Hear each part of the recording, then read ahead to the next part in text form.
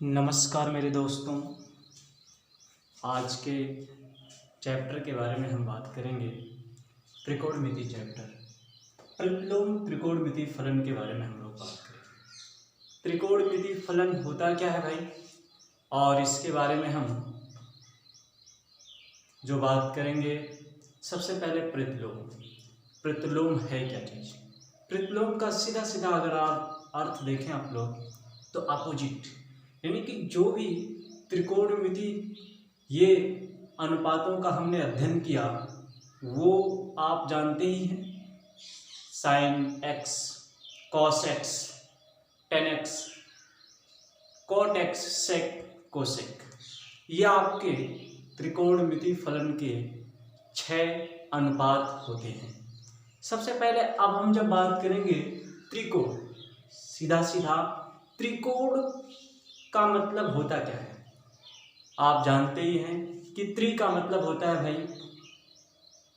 त्रि का मतलब त्रिकोण यानी कि 3, और कोण का जो मतलब होता है वह 2 भुजाओं के बीच जो बनने वाला कोण है वो कोण कहलाता है। अब यहाँ पर अगर हम देखते हैं तो सीधा सीधा त्रिकोण कहते किसे हैं? 3 भुजाओं से घिरी हुई आकृति को मेरे दोस्तों त्रिकोण कहते हैं। ये आपका हो गया। प्रतिलोम का मतलब होता है भाई जो अपोजिट हो, यानी कि प्रतिलोम हो। जैसे आप जानते ही हैं कि साइन थीटा, इसका अगर हम अपोजिट कहते हैं तो ये अपोजिट जो इसका होगा वो साइन इनवर्स थीटा, ये इसका प्रतिलोम। ठीक है ना भाई। अब हम बात करेंगे मिति अर्थात मेट्रिक।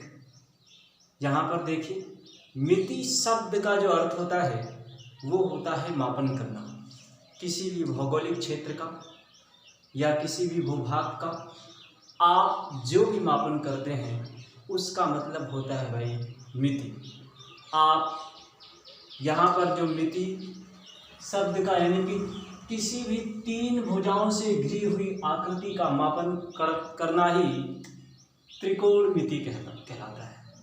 आप जानते ही हैं भाई कि त्रिकोणमिति शब्द जो आपके पाइथागोरस प्रमेय से अप्लाई हुआ, आपके पाइथागोरस प्रमेय में आपका कर्ण होता है, विकर्ण होता, यानी कि आपका जो है कैसे क्या होता है, 3 भुजाएं होती हैं। आप जानते ही हैं ये आपका लंब हो गया और ये आधार हो गया, ये आधार हो गया, और ये आपका क्या हो गया जिसे कर्ण कहते हैं, ये आपका कर्ण हो गया। तो 3 भुजाओं से घिरी हुई आकृति को मेरे दोस्तों त्रिकोणमिति कहते हैं। और आपका फलन जो है, फलन किसे कहते हैं? यानी कि आप जानते ही हैं कि बीजगणितीय फलन हो गया, त्रिकोणमिति फलन हो गया। तो यानी कि जो भी वेरिएबल नॉन वेरिएबल 2 होते हैं जिसे हम चर अचर कहते हैं, तो जब फलन आपका अचर फॉर्म में होता है, यहाँ पर आप अगर वेरिएबल नॉन वेरिएबल के बारे में बात करते हैं, चर और अचर के बारे में। अचर क्या है भाई? चर क्या है? ये जितने अल्फाबेट फॉर्म में होते हैं ABC dot dot dot dot, ये सब आपके चर के अंतर्गत आते हैं। और जो आपके नंबर होते हैं ये आपके अचर के अंतर्गत आते हैं। तो चर क्या है, अचर क्या है, ये आप जान गए। यानी कि जो आपके अल्फाबेट होते हैं वो आपका क्या है, चर है, और जो अचर है वो आपका क्या होता है, नंबर सिस्टम के अंतर्गत आता है, नंबर सिस्टम के अंतर्गत आता है। ठीक है ना भाई। तो ये आपके फलन होते हैं, ये जो वैल्यू आते हैं ये फलन के अंतर्गत आते हैं। आपके जो भी चर होते हैं वो फलन के फॉर्म में जाने जाते हैं। ठीक है ना भाई। किसी कोण के त्रिकोणमितीय अनुपात को, किसी कोण के त्रिकोणमितीय अनुपात को त्रिकोणमिति फलन कहते हैं। त्रिकोणमिति फलन किसे कहते हैं भाई? किसी कोण के त्रिकोणमितीय अनुपात को त्रिकोणमिति फलन कहते हैं। आप देखिए क्यों कहते हैं, क्योंकि वृत्तों से इनका घनिष्ठ संबंध है। त्रिकोणमितीय फलनों का अगर देखा जाए तो वृत्तों से इनका घनिष्ठ संबंध है। कैसे? इस पूरे चैप्टर में आप ये देखते हैं तो टोटल आपके ये 6 यानी कि जो 6 अनुपात हैं, 6 अनुपातों से संबंधित यानी कि इस चैप्टर में सूत्रों के निगमन के बारे में बात करते हैं हम। वो 6 फलन आप जानते ही हैं। ये आपका हो गया साइन हो गया, कॉस हो गया, टेन हो गया, कोसेक हो गया और आपका सेक हो गया, कॉट हो गया। ये आपके टोटल 6 फलन होते हैं। टोटल 6 फलन होते हैं। इन्हीं 6 फलनों के बारे में हम पूरे त्रिकोणमिति में बात करते हैं। और देखो भाई, यानी कि जो सूत्र यानी कि जितना भी समस्याओं का निराकरण हो वो सरलतम रूप में हम क्या करते हैं, डिफाइंड करते हैं। और आप क्या करेंगे, त्रिकोणमिति फलन का इसी में हम अध्ययन करते हैं। ये आपका चैप्टर से कुछ संबंधित इंट्रोडक्शन रहा, परिचय है। यानी कि प्रतिलोम त्रिकोणमिति फलन किसे कहते हैं, एक बार मेरे दोस्तों और डेफिनेशन ध्यान से सुनेंगे या नोट कर लेंगे।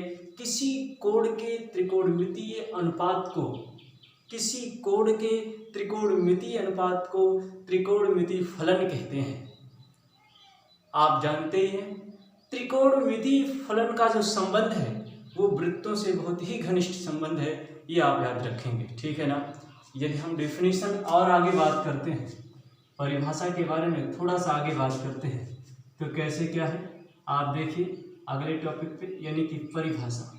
परिभाषा जिसे हम आप डिफिनीशन भी कह सकते हैं, यानी कि डिफिनीशन।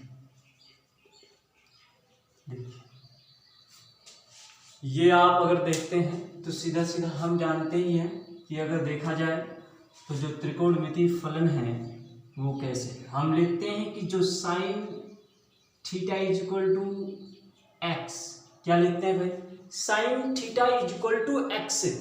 इसका क्या अर्थ है, यदि हम कह रहे हैं कि sine theta is equal to x है तो इसका क्या अर्थ होगा, किसी दिए हुए कोण के थीटा के साइन का मान एक्स है। यानी कि किसी दिए हुए कोण के थीटा का जो मान है वो क्या है, एक्स है। और हम इससे समझने के लिए क्या लिख सकते हैं, देखो भाई ये हम अगर और समझते हैं थोड़ा सा, देखो थीटा इज इक्वल टू अगर हम इनवर्स फंक्शन में चेंज करते हैं तो ये हो जाएगा sine inverse x. Inverse function में ये चेंज करते हैं तो साइन इनवर्स एक्स होगा। इसी प्रकार से आप टोटल 6 फलन यानी कि जो त्रिकोणमितीय 6 फलनों का अध्ययन करते हैं वो आप अगर देखें तो यहाँ हम लिख सकते हैं। आप लिखेंगे इसी प्रकार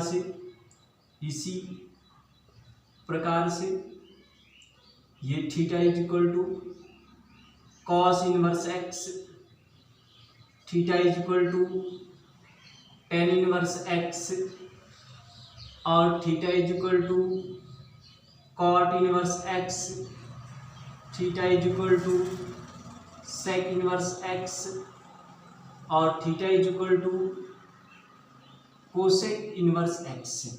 ठीक है ना मेरे दोस्तों, ये आपके टोटल्स जो 6 फलन होते हैं वो हम इस प्रकार से लिख सकते हैं, टोटल्स 6 फलन। यानी कि मेरे दोस्तों इसे पढ़ने के लिए, यानी कि अगर हम इसे पढ़ते हैं तो आप जानते ही हैं कि theta is equal to cos inverse x, theta is equal to tan inverse x और आपका theta is equal to cosec inverse x से theta is equal to sec inverse x. इस रूप में हम इसे पढ़ते हैं, ठीक है ना भाई। आगे अगर देखा जाए तो यानी कि जो सबसे सिंपल भाषा में अगर हम डिफाइंड जो करते हैं वो कैसे हम डिफाइंड करते हैं, सबसे सिंपल भाषा में डिफाइंड करने की जो बात आती है वो आपका देखेंगे कैसे हम डिफाइंड। मेरे दोस्तों यदि परिभाषा के अनुसार देखा जाए प्रतिलोम त्रिकोणमितीय फलन जो है, प्रतिलोम त्रिकोणमितीय फलन जो है वो वृत्तीय फलन भी कहलाता है, या हम इसे इनवर्स ट्रिग्नोमेट्रिक फंक्शन के नाम से भी जानते हैं। ठीक है ना भाई। वृत्तीय फलन वह त्रिकोणमितीय व्यंजक है जो किसी कोण को उसके मान के रूप में व्यक्त करता है। त्रिकोणमिति या वृत्तीय फलन किसे कहते हैं या इसे डिफाइंड हम कैसे करेंगे, तो वृत्तीय फलन वह त्रिकोणमितीय व्यंजक है जो किसी कोण को उसके मान के रूप में व्यक्त करता है। दोस्तों यदि हम इसके थोड़ा सा रिमार्क के बारे में बात करते हैं, थोड़ा सा रिमार्क के बारे में हम देखते हैं कि आप बहुत से बातों पर ध्यान देते होंगे त्रिकोणमितीय रूप में, या सुने हैं कि ये आपका त्रिकोणमितीय फलन का रिमार्क यानी कि जैसे आपका कैसे डिफाइन करते हैं। अभी अभी हमने आपको बताया कि इसके टोटल 6 फलन होते हैं और 6 फलन को आप इनवर्स एक्स के स्थान पे यदि हम कोई वैल्यू अप्लाई करते हैं, कुछ बच्चे हैं जो आप नहीं मालूम वो क्या कहते हैं, यानी कि देखिए वो आप इनवर्स फलन को साइन इनवर्स एक्स जो है ये साइन एक्स दी पावर -1 ऐसा भी लिखने का प्रयास करते हैं। वो कहते हैं ये वैल्यू दोनों एक दूसरे के इक्वल हैं। दोस्तों ये नॉट इक्वल टू, ये वैल्यू दोनों एक दूसरे के इक्वल नहीं हो सकते। क्यों नहीं हो सकते? देखिए हम ये बताएंगे आप लोगों को कि ये वैल्यू एक दूसरे के बराबर क्यों नहीं हो सकते, यानी कि साइन इनवर्स एक्स का अर्थ क्या होता है और साइन एक्स के पावर दी -1 का अर्थ क्या होता है। हमें इस प्रकार से लिखने के लिए देखिए भाई, ये आपका डिफरेंट है और ये दोनों एक दूसरे से डिफरेंट हैं, ये नॉट इक्वल टू एक दूसरे से हैं। देखिए कैसे, इस वैल्यू को अगर हम तोड़ते हैं तो हम लिख सकते हैं sine inverse x is equal to 1/sin x, और ये आपका लिख सकते हैं sine x is equal to 1/sin x को हम कोसेक लिख सकते हैं भाई, 1/sin x को हम कोसेक लिख सकते हैं, तो ये आपका हो जाएगा कोसेक x। ये दोनों एक दूसरे के इक्वल होते हैं भाई, ये दोनों, ठीक है ना। ये आपका एक दोनों, लेकिन ये आपका इक्वल नहीं होता है। आप अगर देखते हैं यानी कि जो डिफिनीशन है, डिफिनीशन क्या कहता है, हमने आप लोगों को पहले भी बताया है, यानी कि ये संबंध कैसे होता है ये हमने स्पष्ट किया है कि आप जानते ही हैं कि ये जो है संबंध रिलेशन से रिलेटेड, ये देखिए sine inverse theta is equal to theta, ये होता है। दोस्तों हम ये जानते हैं कि त्रिकोणमिति के फलन होते हैं, ये त्रिकोणमिति के फलन होते हैं जो इस प्रकार है। ये टोटल 6 फलन होते हैं, साइन है, कॉस है, आप लिख सकते हैं ऐसे टोटल 6 फलन। यहाँ आप लिख सकते हैं कॉस, टेन, कॉट, कोसेक और यह आपका हो गया सेक। यहाँ आप लिखना है cos inverse theta, tan inverse theta, cot inverse theta, cosec inverse theta, sec inverse theta. ये टोटल आपके जो वैल्यू होते हैं वो थीटा के इक्वल होते हैं, वो भाई थीटा के इक्वल होते हैं, ये आप जानेंगे, ठीक है ना भाई। इस प्रकार से हम त्रिकोणमिति चैप्टर के बारे में आगे बात करेंगे। ठीक मेरे दोस्तों, त्रिकोणमितीय अनुपात के 6 फलनों के बारे में हमने जो सूत्र देखा, उस सूत्र के बाद अब हम बात करेंगे प्रतिलोम त्रिकोणमितीय फलन के सेकेंड हेडिंग के बारे में, मुख्य मान किसे कहते हैं, आप जिसे हम प्रिंसिपल वैल्यू के नाम से भी जानते हैं। अब देखिए, यदि हम देखते हैं कि जो मुख्य मान है वो कैसे है और उसे हम डिफाइंड कैसे करेंगे, तो देखिए भाई,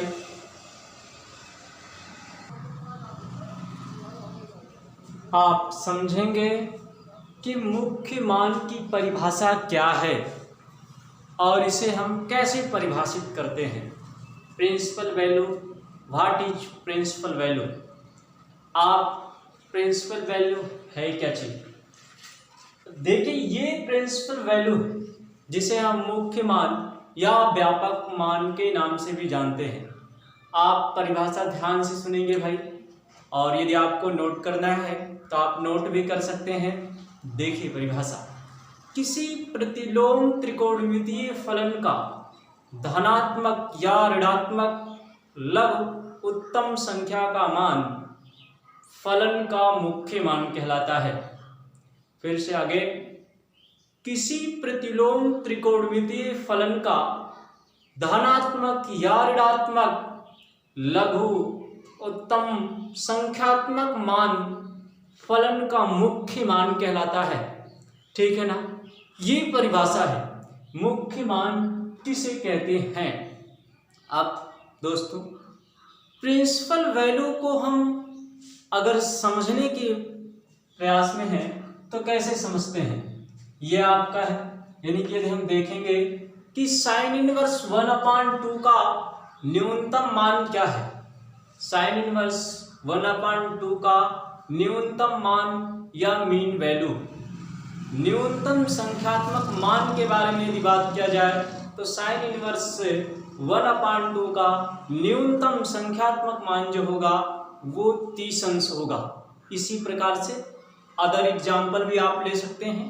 हम कह दें कि 10 इनवर्स 1/3 का 1/√3 का संख्यात्मक या मीन वैल्यू क्या होता है, तो आप कह सकते हैं कि 30 अंश। या फिर आप 10 इनवर्स 1 की वैल्यू आप सीधा सीधा 45 अंश कह सकते हैं। 10 इनवर्स 10√3 की वैल्यू तो आप 60 अंश कह सकते हैं। इस प्रकार से इसका हम वैल्यू बताते हैं। जो आपके व्यापक वैल्यू होते हैं वो साइन इनवर्स 1/2 का ये व्यापक वैल्यू है, जिसे हम n pi plus -1 the power आपका n × π/6। यदि ये वैल्यू 1/2 है तो ये साइन 30 अंश का जो वैल्यू होता है वो दोस्तों 1/2 होता है। इसी प्रकार से आप सारणी में देखे ही होंगे, tan 30 अंश, cot 30 अंश, sec 30 अंश, आप बहुत से वैल्यू ऐसे पढ़े हैं और आपका जो चार्ट है उस चार्ट के अंतर्गत आप बहुत से वैल्यू जानते भी हैं त्रिकोणमिति में। ठीक है ना। अब देखिए दोस्तों, यदि हम आगे इसके सॉल्यूशंस के बारे में बात करते हैं तो साइन इनवर्स 1/2 का जो वैल्यू है वो सीधा सीधा आप जानते ही हैं कि π/6 होता है। ठीक है ना। अब आगे देखेंगे साइन इनवर्स 1/2 को हम ये n pi plus minus power n × π/6 को इस प्रकार से लिखेंगे और ये इसका क्या है, प्रिंसिपल वैल्यू है। यही प्रिंसिपल वैल्यू है। आगे हम अब दोस्तों यानी कि थोड़ा सा साइन, टेन, कॉस के बारे में और आगे स्टडी। दोस्तों, हम जो टॉपिक आगे बात कर दिए हैं वो आपका क्या था, मीन वैल्यू। मीन वैल्यू से रिलेटेड ये जो फलन है और फलन का प्रांत होता है और मीन वैल्यू यानी कि मुख्य मान, आप ये आपका उनका चार्ट है, सारणी है। ये वैल्यू कैसे डिफाइंड किया जाता है और इसे हम सारणी के अंतर्गत कैसे याद रखते हैं, यह आप अपने ध्यान में रखेंगे। ठीक है ना भाई। ये आप सारणी बना लीजिए और इसमें जो भी प्रॉब्लम हो आप समझ लीजिए। साइन इनवर्स x को y is equal to cos inverse x, y is equal to tan inverse x, y is equal to cot inverse x, y is equal to cosec inverse x, y is equal to sec inverse x. ये त्रिकोणमिति के 6 फलन होते हैं। ये 6 फलन के बारे में हमने बात किया। इन 6 फलनों के प्रांत के बारे में यदि आप देखिए तो ये न्यूमेरिकल वैल्यू है, यानी कि ये आपका जिसे हम संख्यात्मक वैल्यू के नाम से जानते हैं। आप साइन इनवर्स एक्स का जो वैल्यू वो -1 से 1 तक होता है, कॉस इनवर्स एक्स की जो वैल्यू होती है वो -1 से 1 तक होती है। और इसी प्रकार से y इज इक्वल टू जो यानी कि टेन इनवर्स एक्स है, ये आपका क्या है माइनस इन्फिनिटी से यानी कि अनंत से माइनस अनंत जो है वो x का क्या है, ये minus infinity less than x और x लेस देन इन्फिनिटी अर्थात अनंत, ये रियल नंबर, ठीक है ना, या और रियल नंबर के नाम से भी हम जानते हैं। ये माइनस इन्फिनिटी x और इन्फिनिटी आपका क्या है, कैसे, ये minus infinity less than x और x लेस देन इन्फिनिटी, ठीक है ना, अर्थात ये बड़ा वैल्यू और x छोटा है। यहाँ पर ये माइनस से क्या है x बड़ा है, यहाँ भी क्या है माइनस से, ये माइनस इन्फिनिटी से x की वैल्यू बड़ी है और यहाँ पर x का वैल्यू जो है वो क्या है इन्फिनिटी बड़ा है, ये बड़ा है ये छोटा है, ठीक है ना।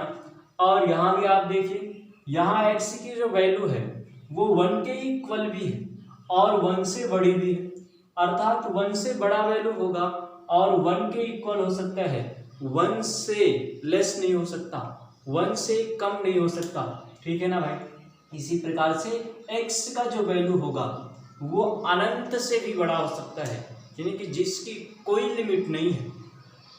यहाँ भी वही कह रहा है कि जो माइनस इन्फिनिटी है वो x की वैल्यू जो होगा वो सदैव बड़ा होगा, माइनस से सदैव बड़ा होगा। और यहाँ पर क्या है x की जो वैल्यू है वो 1 के इक्वल भी है, 1 के इक्वल भी है और x की वैल्यू 1 के इक्वल के बाद अबव जाएगा, बढ़ेगा, यानी कि ये आपका 1 के बाद 2 3 अदरवाइज जो भी आपका प्रोसेस होगा वो बढ़ती जाएगी वैल्यू, सीधा सीधा डिक्रीज नहीं होगा, इंक्रीज होगा, यानी कि जो आपका डिक्रीजिंग इंक्रीजिंग है उस प्रोसेस पे ये बढ़ेगा, ठीक है ना। नीचे भी आप इसी प्रकार से समझ सकते हैं। मुख्य मान जिसे हम परिसर मान के नाम से भी जानते हैं, ये वैल्यू आपका क्या होता है, ये आपका एंगल फॉर्म में होता है, जैसे ये आपका फाई के फॉर्म में आप कह सकते हैं, यानी कि जब आप रेडियन को रेडियन के फॉर्म में बदलते हैं तो ये पाई के फॉर्म में हो जाता है, ठीक है ना भाई। ये -π/2 से π/2 के बीच की वैल्यू होती है और ये 0 से पाई के बीच की वैल्यू होती है। ये आपका y एलिमेंट जो है ये -π/2 से, यानी सीधा आप कह सकते हैं कि जो -π/2 है वो छोटा है, किससे छोटा है भाई, y से छोटा है, -π/2 जो है वो y से छोटा है और यहाँ पर क्या है π/2 जो है वो y से बड़ा है, ठीक है ना। यहाँ भी आपका ये y का जो मान है ये क्या है, y का मान 0 से, यानी कि 0 जो है वो छोटा है, y बड़ा है, अर्थात 0 1 2 3 ये वैल्यू होंगे y के। यहाँ पर जो y का मान है वो पाई बड़ा है y छोटा है, ये कंपेरिजन आप कर सकते हैं, कंपेरिजन, ठीक है ना। यहाँ भी y element 0 less than equally than y और ये आपका क्या है less than y less than और π/2 बड़ा है, y क्या है छोटा है। इसी प्रकार से y एलिमेंट π/2 और क्या है ये लेस देन y और ये क्या है यानी कि y less than equally than pi, y का मान पाई के इक्वल भी हो सकता है और y का मान पाई से बड़ा भी हो सकता है, ठीक है ना भाई। ये भी आप इसी प्रकार से समझेंगे। ठीक, आगे जो हम बात करेंगे भाई वो आपका क्या होगा अगले टॉपिक के भाई व्युत्क्रम संबंध के बारे में बात करेंगे।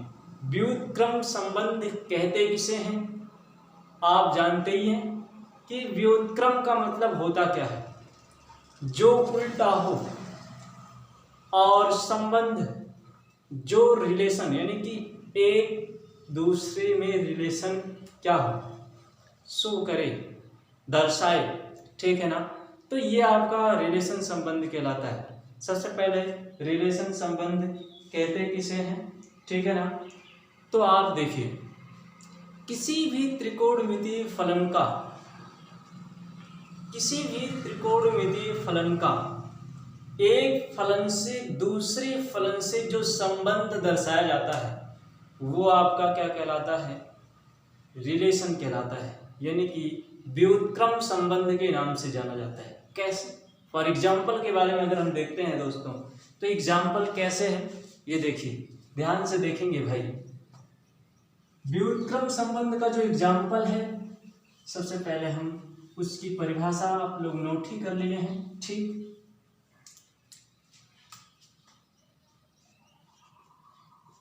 व्युत्क्रम संबंध या आप लिख सकते हैं रेसिप्रोकल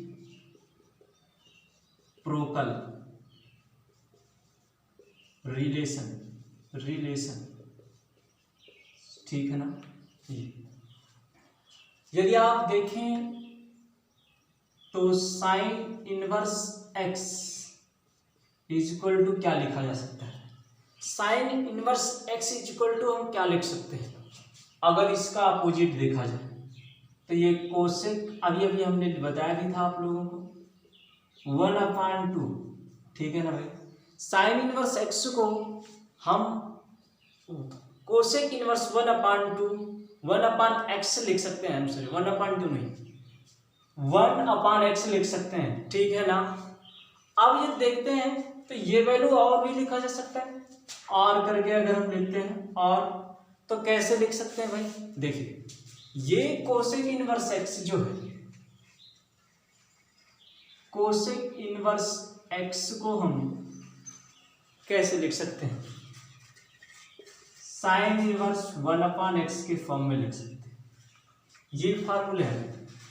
ये टोटल आपके 6 फलन जो होते हैं, उन 6 फलनों के ये 2-2 ऐसे होते हैं, यानी कि टोटल 6 में 2 का मल्टीप्लाई आप करेंगे तो ये 12, यानी कि आपके टोटल 12 हो जाते हैं।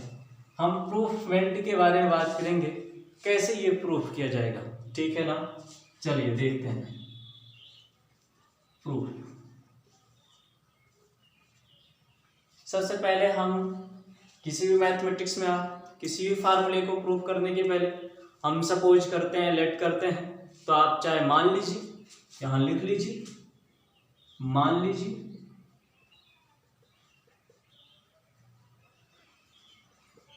ये, या आप सपोज भी लिख सकते हैं, सपोज, ठीक है ना।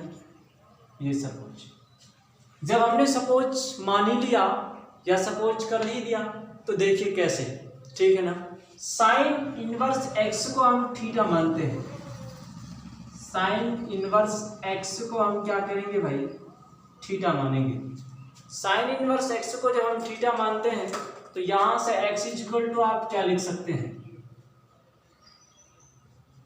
यहां से x is equal to sine theta लिख सकते हैं, ठीक है ना भाई। अब ये अपोजिट कर देते हैं, यानी कि सीधा सीधा यदि एक्स, ये एक्स अंश कहा जाता है और ये हर, इसके नीचे भी हर लिख सकते हैं, ये अपोजिट कर दो, उलट दो, तो ये क्या हो जाएगा 1/x 1/sin थीटा, ठीक है ना भाई। हमने उलट दिया, इसे पूरे फॉर्म में उलट दिया, ठीक है ना। अब आगे देखो, ये 1/x ऐसे लिखेंगे, हम पढ़ चुके हैं, हाई स्कूल में भी हमने पढ़ा है, 11th में भी हमने पढ़ा है, कि 1/sin को कोसेक लिख सकते हैं। तो ये देखिए 1/x is equal to cosec theta, ठीक है ना। यहां से अगर हम थीटा इज इक्वल टू लिखना चाहें तो क्या लिख सकते हैं भाई, theta is equal to cosec inverse 1/x, ठीक है ना। यही हमें प्रूव करना था भाई, ठीक। अब आप देखिए, अभी अभी हमने बताया आपको कि हम मान चुके हैं कि थीटा इज इक्वल टू क्या भाई, साइन इनवर्स एक्स है। यहां लिखेंगे हम मान चुके हैं, हम मान चुके हैं, क्या मान चुके हैं भाई, theta is equal to sine inverse x, ये आप मान चुके हैं, ठीक है ना। आपका क्या हो जाएगा, ये हो जाएगा sine inverse x is equal to cosec inverse 1/x, ठीक है ना भाई। ये आपका प्रूफ हो, ये आप नोट कर लेंगे, ठीक है ना, प्रूफ, ठीक। इसी प्रकार से आपके ये 6 फलन कॉस का, सेक का, टेन का, कॉट का और भी जो है वो आप लिख सकते हैं। हम फार्मूले के बारे में बात करें, ये टोटल और जो 6 फलन है वो हम लिख दे रहे हैं, आप लोग नोट कर लेंगे, ठीक है ना। ये देखिए, ये हो जाएगा आपका फर्स्ट तो हो ही गया, सेकेंड आपका हो जाएगा cos inverse x is equal to, ये हो गया सेक इनवर्स 1/x, या इसी को कैसे और दूसरे फॉर्म में लिख सकते हैं भाई, देखिए ये हो जाएगा sec inverse x is equal to cos inverse 1/x, ठीक है ना। थर्ड नंबर आप टेन ले लीजिए, टेन इनवर्स x को आप लिख सकते हैं कॉट इनवर्स 1/x, या आप कॉट इनवर्स x को लिख सकते हैं कॉट इनवर्स x को, देखिए ये हो जाएगा टेन इनवर्स 1/x, ठीक है ना। इसी प्रकार से आप यदि फोर्थ नंबर के बारे में बात करते हैं, फोर्थ नंबर, ठीक है ना, तो ये क्या हो जाएगा, ये हो जाएगा आपका 2 हो गया, ये आपका साइन और कोसेक हो गया, तीन ही हो गया आंसर। ये आपका टेन कॉट हो गया, कॉस सेक हो गया,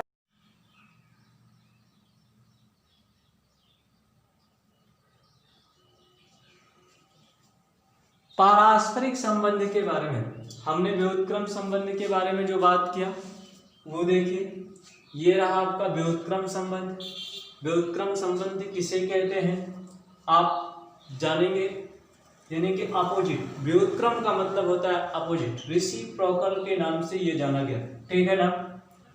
अब ये साइन इनवर्स x को हम लिख सकते हैं cos inverse 1 cosec inverse 1/x, या लिख सकते हैं कोसेक इनवर्स x को sine inverse equal to sine inverse 1/x, या फिर आप अगर देखते हैं इसके प्रूफमेंट के बारे में, इस फार्मूले के प्रूफमेंट के बारे में भी हम बात करें तो कैसे, देखिए आप सपोज करेंगे या मान लेंगे, क्या मानेंगे, sine inverse x equal to आप थीटा मानेंगे।